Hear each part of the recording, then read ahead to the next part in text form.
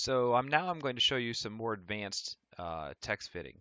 So you can see here I've got most of my skin filled in. I've started to fill in the pants, and I've actually used a combination of the Edit Transform Distort and the Edit Transform Warp to fit these things in. Notice that I'm not just filling this whole thing without paying attention to the shapes. If I go up to my pants folder here, I can actually hit the eyeball, and you can see how I fit text in to the shapes that are actually on the pants like so. I'm about to fit dancer in, and I can also hit the eyeball in the skin folder to take that out if I find that too distracting. So I'm going to come down here to dancer. I'm going to show you how I want to fit this in. So this is basically a triangular shape that I'm trying to fill. So I'm going to go to edit, transform, and then distort, and I'm going to take my best guesstimate on what this is going to look like. Not sure if it's going to be exactly right or not, but I'm just going to take a shot in the dark because sometimes you got to do what you got to do. Go up here, hit the check, rotate this, move it in place.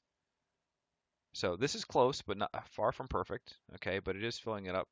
I can maybe stretch that out a little bit.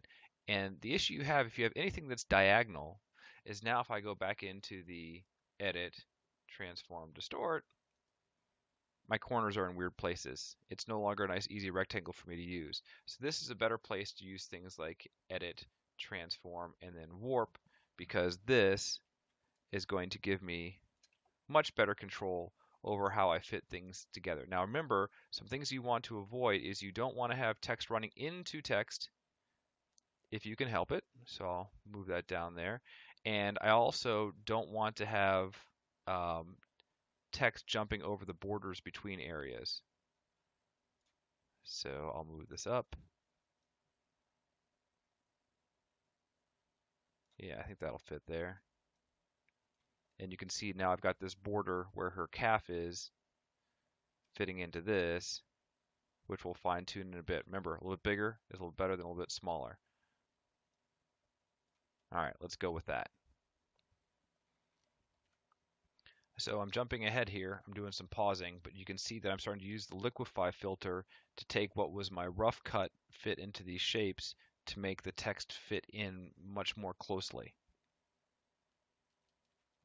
A little bit more fine tuning around here. Now all I have to do is put in the waistband.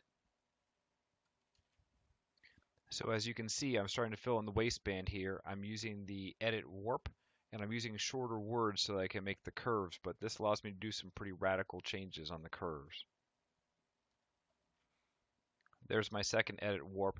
Don't worry about compromising legibility. That's not a very big deal. It's more about fitting the letters in. Now I've fit in a word to fit in over her calf on the leg in the background. Notice that I have a separation between this word and these words here. I want a clear border between these two different shapes. There's the final retouching after I use the liquify filter. And for my final trick, to fill this last area in the bottom, I just used a single letter U. Needed to have something there and it needed to fit. There we go. Okay, so notice I've got all of my stuff in my pants folder, so I can combine that there, put the skin back on, and you can see we're moving along quite nicely.